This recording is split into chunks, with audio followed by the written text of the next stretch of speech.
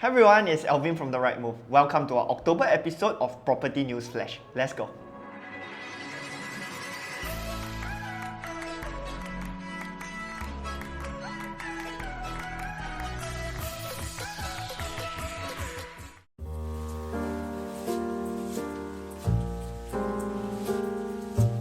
So let's get right into it. In today's episode, I want to talk about the tender results over at the recent land sale in One North for the land parcel A and land parcel B, and what we think and what we can derive from the results, right? So land parcel A was awarded to EL Development, the developers for Park Rivera at West Coast, and the land plot was awarded at 1245 PSF per plot ratio. Land parcel B was awarded to Kingsford Development, the current developers for Normanton Park, and that particular land plot was awarded at 1210 PSF per plot ratio. So I'm not going to go into too much detail about this because the details are already in the article, right? But just to bring up some of the salient points, these plots are not particularly large. They average out into about 265 units for parcel A and 140 units for parcel B. So not particularly big land plots, and that was one of the reasons why experts were expecting strong interest from developers for this land plot, because it was at a very affordable quantum. But for us to derive reasonable conclusions from this particular land sale, I guess it's important for us to compare them to some of the more recent land sales and also to some of the land sales that were done in the vicinity previously. So let us take a look first at the most immediate land sale previously, that was One North Eden. Let's take a look at that. So One North Eden was awarded in September 2019 to Hong Leong and Mitsui Fudosan. And that particular land sale, the land cost was slightly over 1,000 PSF per plot ratio, and that particular tender garnered 9 bids. So on a percentage increase basis, you are looking at about a 24 to 21% increase compared to the land sale cost for One North Eden over a period of slightly less than 2 years. So that may seem like a lot, but this is where we need to take a look at some of the more recent land sales to see and to try and get out some more reasonable conclusions. So let me bring your attention to the more recent land sales, at Lentor Central and Ang Mo Kio Avenue 1. So if we put it and take a look at it this way, Ang Mo Kio Avenue 1 garnered close to, the land cost was around 1188 PSF per plot ratio, and Lentor Central was 1200 PSF per plot ratio. And if you consider the difference in the location of these 3 plots with Slim Barracks, right, One North located in One North, close to the Greater Southern Waterfront transformation, close to employment hubs at One North. Compare that with Lentor Central and Ang Mo Kio Avenue 1, which are located in the OCR.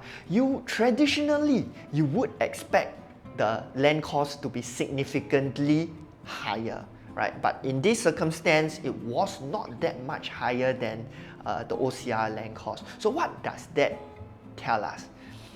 Couple of things, right?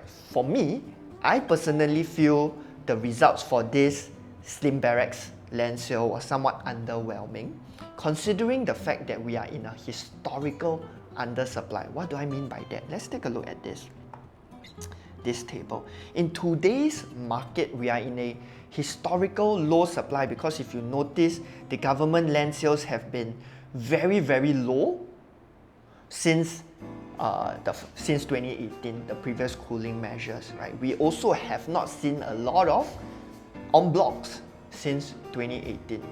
And developer unsold inventory today is also significantly lower than where it was previously, if we take a look at this chart. So all that would have pointed to a lot more aggressive land bids.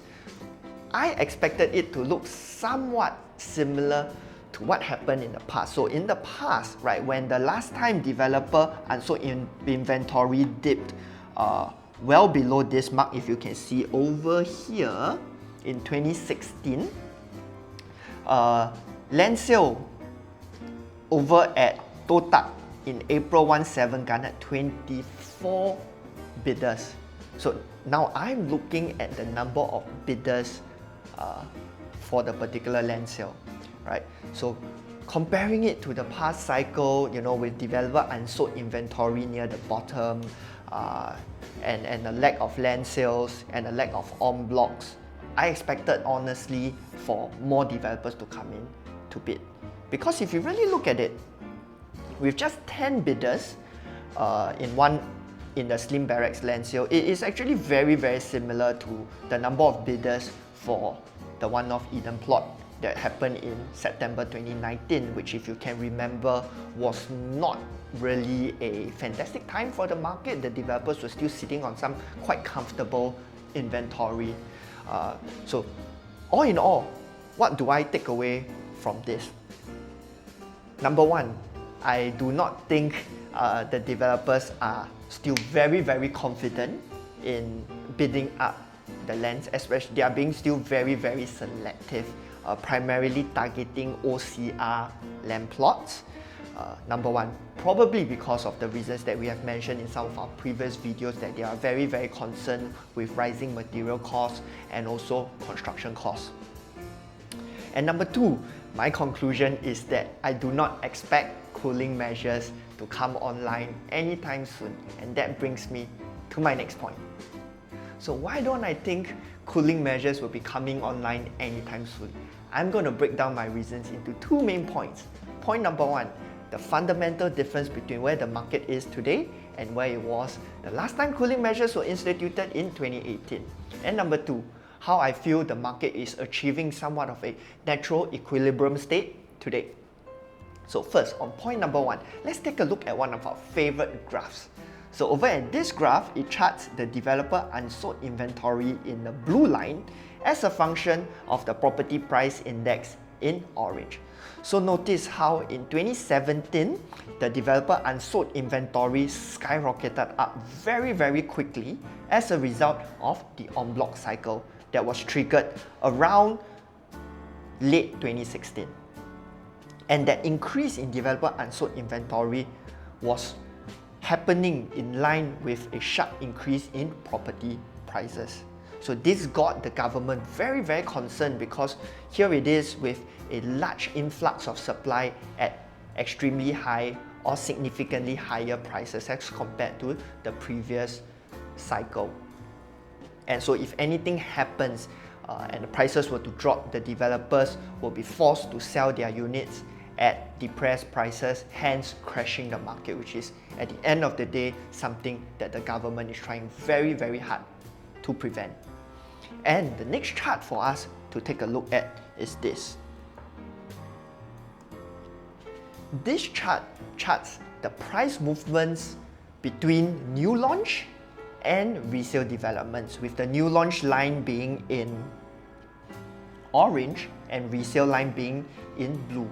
Notice how pre-2016, the lines tend to run somewhat in line with one another, but from 2017 to 2018, we saw a significant divergence between the two lines, right? So this also probably have caused the government some concern with new launch prices probably not conforming too much to fundamentals. And that also, so in these 2 points have caused the government a lot of concern, and which is why they have stepped in with cooling measures to try and push the market back to fundamentals.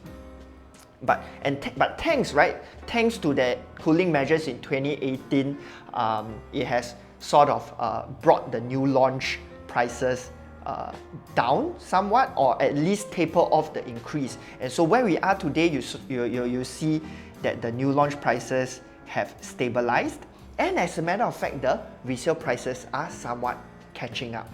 So, and this brings me to my next point, how we feel that the market is entering a new equilibrium state. And for that, let me share this graph, this table, which I shared in our most recent Facebook live session. So if you want greater detail on that, you can jump in and watch our previous Facebook live video about FOMO in the market. So number one,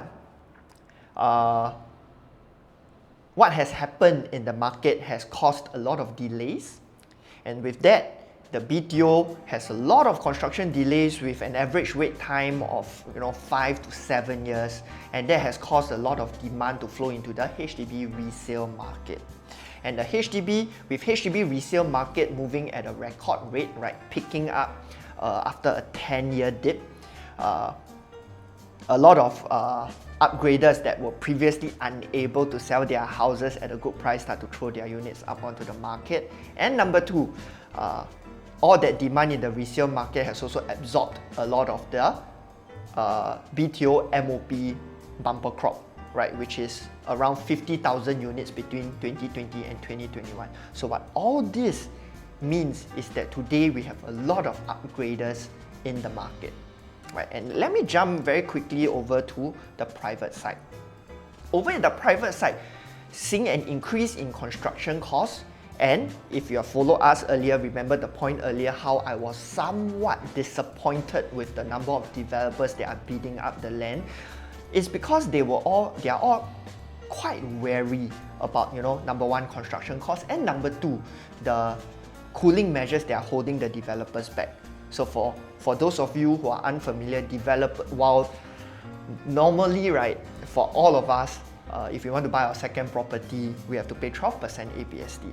Or if we buy our first property, we don't pay any ABSD at all. But for developers, they buy their first plot of land, they are already subjected to a 5% non-remissible ABSD and a 25% ABSD charge if they are unable to sell all their units within the first 5 years. So all in all, if they're unable to sell their units in the first 5 years, they will be penalized with 30% ABSD. And so that has of course got them very, very concerned, and which is why they are somewhat wary to bid up new land plots, and they are very, very selective on that note. The government is also wary about releasing too much land.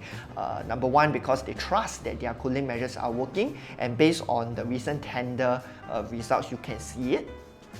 And also, they are also concerned about the construction costs, because all these developers, they will be factoring in all that construction costs, all the additional ABSD into their eventual sale prices. And if they do so, we're going to see a repeat of 2018 where the developer unsold inventory comes up significantly and then subsequently the property prices also come up very, very quickly, right? So with developers being wary and the government being wary, we see developer unsold inventory dipping quickly, right? So the new launch supply coming down, and all these upgraders today are forced to go into the private resale market to buy up the units in the resale market, because the new launch, there's not much choices left. And so we see this happening. Remember our previous chart, the price gap between new launch and resale narrows. This chart, you saw it, right, gradually narrowing. And that's probably a good sign, right? Because once they start to converge, it means we are going back to fundamentals, whereby the new developments aren't that much more expensive than the resale units. But once all this delay ends, right, we expect the developer to come back into the market and then drive up new launch prices again. I mean, that is somewhat inevitable. But then at least the resale prices have caught up with the new launch prices, bringing the market back to stronger fundamentals before you go on into the next run again. So with everything in its current situation, we feel that the cooling measures wouldn't really be coming in. Of course, that is what we think. So we really urge you to do your own research and have your own ideas of what to expect with the market. We are here to help you guys out, to try and empower you with as much information as we can, so that you can make the most informed decisions possible. So if you are interested to find out more about the real estate market, you want to understand how the experts see the market, join us for our free webinar. And the links are in the description below, or you can click anywhere in this video for the sign up link. We hope to see you there. Bye bye.